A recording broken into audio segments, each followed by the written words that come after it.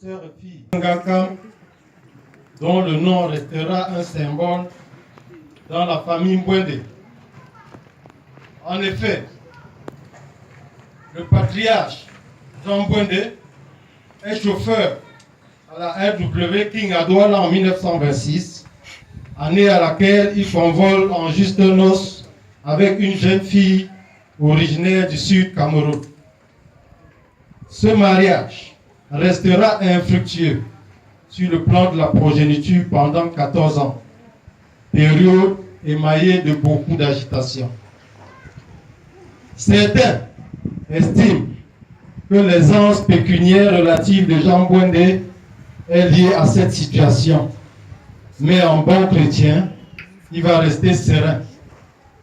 Toutefois, 3 événements majeurs intervenus en 1938 l'amèneront à changer d'avis. 1. La visite d'un ami originaire de Kankan en Guinée-Conakry, au nom de Salamori Konaté, qui après avoir dîné avec le couple à Banka, va lui raconter cette anecdote en l'absence de sa femme. Je le cite. Mon frère Jean, ta situation financière ne permet plus que nous puissions manger à 3, comme ça sans enfants. Dans mon village, il y avait un couple dont le chef était relativement aisé comme toi, au nom de Dima Conté, qui après plusieurs années de mariage ne parvenait pas à procréer. Un prestidigitateur le croisa un jour et lui proposa un remède contre la mort. Il décida aussitôt de l'acheter à tous les prix.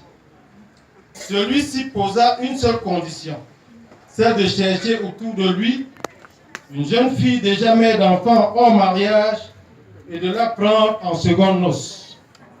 Le jour où elle enfantera, il pourra lui vendre ce remède. Comté mit en œuvre cette recommandation.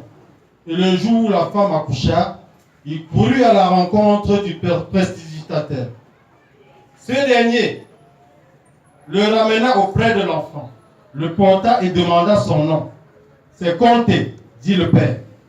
L'homme d'illusion le félicita et déclara qu'il avait par cet acte trouvé par lui-même cette potion, car ce jeune Comté, devenu adulte, donnera à sa progéniture le nom de Comté, et toute la lignée sera constituée de Comté de génération en génération. Et c'est ça l'immortalité. Fin de citation. Jean Mbwende prit bonne note. Deuxièmement, dans la foulée, comme il était éleveur de bovins, ses bœufs détruisirent les plantes d'un notable banca, dénommé Miaf Mbungo, Andumkote. La victime, qui était polygame et père de nombreux enfants, porta plainte à la justice contre Jean Mbwende à cet effet. Le jour du procès, les deux se croisaient à l'entrée du palais. Jean Mbwende était venu en voiture et le plaignant en procession, femmes et enfants dans les rangs. Il tensera vertement Jean Mbwende en ces termes, je le cite. Tu es riche et je sais que tu ne vas pas perdre le procès. Toutefois, je pensais que ce matin, tu auras dans les rangs les bœufs, comme moi avec mes hommes. Tu es riche en numéraire et j'ai la richesse humaine qui dépasse tout autre. Fin de citation. Jean Mbwende prendra ce sermon avec stoïcité et philosophie. Troisièmement, toujours pendant la même année 38, Jean Mbwende nota l'exploitation anachronique des populations par l'administration coloniale à travers les travaux forcés qui mettaient en mal l'éducation des enfants. Jean Mbwende était l'unique propriétaire d'une machine à écrire dans la ville, de Bafang en dehors de l'administration. Convaincu que la jeunesse était le fer de lance du pays, il décida de riposter. Il se servit alors de cette machine pour faire parvenir au haut-commissaire, M. Boisson, une lettre anonyme pour dénoncer la situation, ce qui provoqua la descente de celui-ci sur le terrain pour toucher du doigt la chose, mais surtout pour trouver l'auteur de ce pamphlet anormalement normal. Il n'avait toujours pas d'enfant, mais avait mis dans le secret certains de ses amis, déjà pères d'enfants, qui vont aller le trahir. L'administration recula. Néanmoins, et Dieu vint au secours de ce défenseur paisible des hommes en lui donnant à son tour des ordres. Ce triple événement va donc concourir à faire bouger les lignes. Lors d'un de ses nombreux voyages d'affaires au Nord Cameroun, Jean Bouindé va croiser une jeune fille originaire du Septentrion, au nom d'Astaboul, préalablement mariée mais divorcée du fait d'un avortement suite aux coups et blessures de son mari. Son profil correspondait à la description illusionniste de Conakry. Il va donc la prendre pour femme en 1939. Et en 1940, il est père de sa première fille, Bouindé Anne, homonyme de la mère de Jean Bouindé. Le chef Bangou, Sa Majesté Sinkam Char, dont l'homonyme est à côté de moi, grand ami du nouveau géniteur, immédiatement au courant de cette bonne nouvelle, va mettre le pied à l'étrier en donnant une autre femme à Jean Bouindé. Il s'agit de la princesse Kaji Elisabeth. En 1941, Bouindé Marie, qui nous rassemble ici aujourd'hui, voit le jour.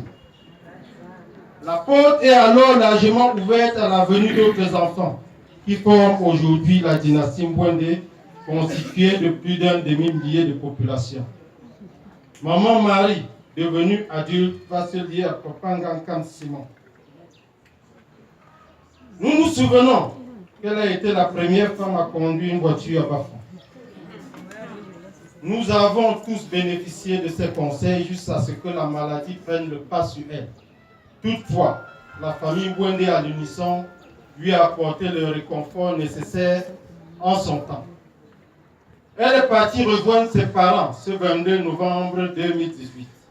Mais nous savons qu'elle était de la race des immortels. Souvenez-vous que le patriarche Jean Bouindé a bravé la notion du repli identitaire pour aller chercher sa première femme dans le sud profond, à San Mélima, en 1926. Son nom est Boutou-Marie, qui n'a pas connu de maternité. Jean Bouindé a donné ce nom, Marie, à sa fille, pour immortaliser sa femme. Belle leçon du vivre ensemble à pérenniser. Et je voudrais rappeler que dans la famille Bouindé, la notion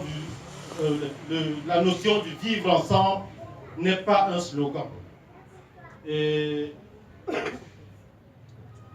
j'en veux pour preuve la présence de notre frère Bouindé Baba Oumarou, parti de Ngaoundéré pour venir dire au revoir à sa sœur.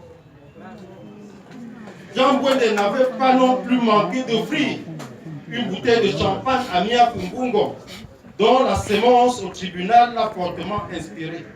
Leur mémoire vivra à jamais dans cette famille. Merci et bienvenue à tous. Bon retour à chacun. Merci.